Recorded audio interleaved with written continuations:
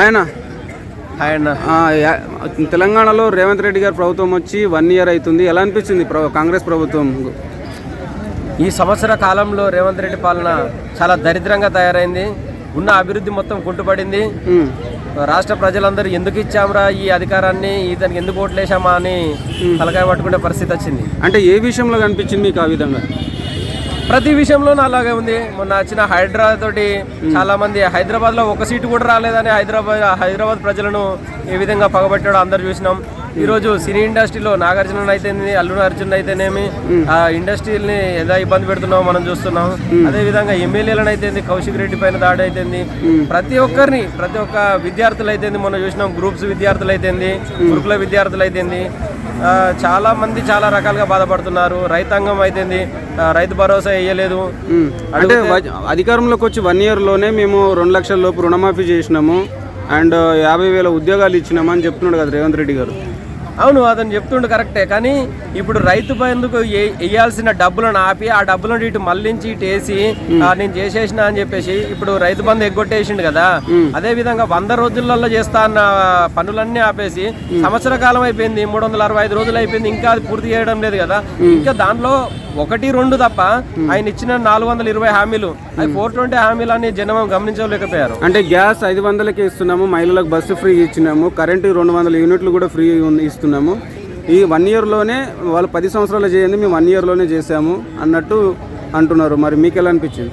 అవునన్నా, వాళ్ళకున్న నాలెడ్జి పాపం బీఆర్ఎస్ నాయకులకు లేకుండా పోయింది. ఎందుకనంటే రైతు బంధు పేరుతోటి వాళ్ళు ఒక 5 ఎకరాలున్న రైతుకు 25,000 వేసేది.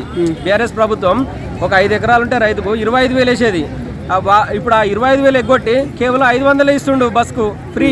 ఒక ఇంట్లో ఎంతమంది మహిళలు ఉంటారన్న? 2-3 మహిళలు ఉంటారు. వాళ్ళు నెల మొత్తం తిరిగితే 1,500 అవుతుంది. 25,000 5,000 వేసుకోనా? బస్ పాస్ తీసుకున్న 5,000 అయితే 20,000 వెనకేసుకున్నట్టు కదా రేవంత్ రెడ్డి. ఇప్పుడు రీసెంట్గా కేటీఆర్ గారికి ఈ ఫార్మర్ రేస్ దాంట్లో దగ్గర 50 కోట్లు అక్రమం అంటే అమెరికా డాలర్స్లో డైరెక్ట్ ఏ అనుమతి లేకుండా పంపించాడని ఆయనకు అరెస్ట్ అవుతాడంటారా ఈ కేసులో?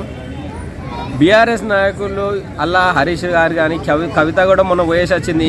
ఒక్క ప్రూఫ్ లేకుండా కేంద్ర ప్రభుత్వం దగ్గర ఒక ప్రూఫ్ లేదు, రాష్ట్ర ప్రభుత్వం దగ్గర ఒక ప్రూఫ్ లేదు. ఎవరు అరెస్ట్ చేసినా బీఆర్ఎస్ లో అవకతవకలు జరగలేదు. జరిగే ఉంటే ఈ రేవంత్ రెడ్డి వాళ్ళ ఇంట్లో చిన్న పార్టీ జరిగినా కూడా మీడియాను పంపుతుండు. ఈరోజు ఎంత అక్రమ అరెస్టులను తెరలేపుతుండో మనం చూస్తూనే అర్థమవుతుంది. ఎవరైనా అవకతవకలకు పాల్పడితే మా కేటీఆర్ గారే చెప్తున్నారు స్వయంగా, ఐఎమ్ రెడీ టు ఫేస్ అని చెప్తున్నాడు. అది ఏదానికైనా గత ప్రభుత్వంలో స్కీములు అన్ని స్కాములు, అంటే కాళేశ్వరం ప్రాజెక్టు కావచ్చు, అన్ని సంక్షేమ పథకాల్లో కూడా స్కాములు చేశారు. ఒకటొకటి తీసి వీళ్ళందరినీ జైల్లో పెడతానని రేవంత్ రెడ్డి గారు అంటారు. మరి మీకు ఎలా అనిపిస్తుంది? అది తీస్తా పెడతా అంటుండే. ఇప్పుడు సంవత్సర కాలం అయిపోయింది, మా నాయకులు కూడా అదే కోరుకుంటున్నారు. పెట్టండి, మీరు ప్రతిదానికి మేము ప్రతిదాన్ని కూడా ఫేస్ చేస్తామని చెప్తున్నారు. అది నిజమే అయ్యే ఉంటే సంవత్సర కాలంగా ఇంత కాంగ్రెస్ ప్రభుత్వం ఇంత తలకాయ పట్టుకునే పరిస్థితి ఉండదు కదా. హైడ్రా అనేది మీరు తప్పని ఎలా అంటారు? అంటే ఆల్రెడీ హైడ్రా అనేది అంటే FTLలో బఫర్ జోన్ లో ఉన్న ఒకటండి. హైడ్రా అనేది తప్పనేది ఎందుకు అంటున్నామంటే ఈ రోజు వాళ్ళ సొంత తమ్ముంది దుర్గం చెరువు దగ్గర పెద్ద ప్యాలెస్ ఉంది తిరుపతి రెడ్డి గారిది, అది కూలగొట్టామండి అని అంటే ఇప్పుడు హైడ్రా ఈ రంగనాథన్ గారు ఇప్పటి నుంచి మళ్ళీ కొత్త కట్టడాలు ఏం కట్టనీయమో పాత అలానే ఉంచుతామంటుండే. ఇంతకుముందు కూల్చిన పేద ప్రజల పరిస్థితి ఏంటంటే ఒకసారి ఆలోచించండి. అంటే వాళ్ళకి పేదోళ్ళకు ఫస్ట్ పునరావాసం కల్పించి వాళ్ళ ఇల్లు అందరికి కూలగొట్టాలంటారు హైడ్రా అంటే. పునరావాసం కల్పించడం కాదండి, ఆయన ముఖ్య ఉద్దేశం ఏంటంటే ఆయన కొంతమంది నాయకులను టార్గెట్ చేసిండు, కొంతమంది సినీ ప్రముఖులను అది బ్లాక్మెయిల్ చేద్దామని ఆయన ముందుగానే ఒక ప్లాన్ ప్రకారం తోటి ఇవన్నీ కూలగొట్టేసిండు. అందులో ఎన్కన్వెన్షన్ ముందుగా కూలగొట్టాలనే ఫిక్స్ అయ్యిండు. ఒక ఎన్కన్వెన్షన్ అక్రమం అయితే అక్రమంగా కట్టితే వాళ్ళ బిడ్డ పిల్ల ఎన్కన్వెన్షన్లో చేసిండు కదా, ఆ రోజు తెలియదా అది? అలాంటి దాంట్లో ఎలా చేసిండు మరి ఆయన పెళ్లి? ఆడ పైసలు అడిగితేనే నాగార్జున గారు ఇదంతా కొంతమంది పెద్దల్ని టార్గెట్ చేసి చేస్తుంది. అంటే ఇప్పుడు గత ప్రభుత్వం కంటే ఈ గవర్నమెంట్ 1 yearలో అంటే ఇంకా అన్నీ అమలు చేస్తామంటున్నారు. మరి మీకు ఏమన్నా అమలు అంటే రైతు బంధు కానీ దళిత బంధు కానీ ఇవన్నీ ఇంకా అమల్లో లేవు. అమలు కావడానికి ఇంకెన్ని సంవత్సరాలు పడుతుంది? వాళ్ళు చెప్పిన వాగ్దానం ఏంది? 100 సంవత్సరాల్లో చేస్తామన్నారు. 100 పోయి 365 రోజులు అయిపోయింది. ఇంకా వాళ్ళకి ఎంత టైం కావాలి? ప్రజలు ఇంకెంత టైం ఇవ్వమంటారు, వాళ్ళే చెప్తే బాగుంటుంది. మనం అంటే చెప్పే 2 లక్షల్లో రుణమాఫీ చేసాం అందరికి అంటున్నాడు కదా, మీకు ఏమన్నా అనిపించింది? ఎలా అనిపించింది? రుణమాఫీ అయిందంటారా తెలంగాణలో?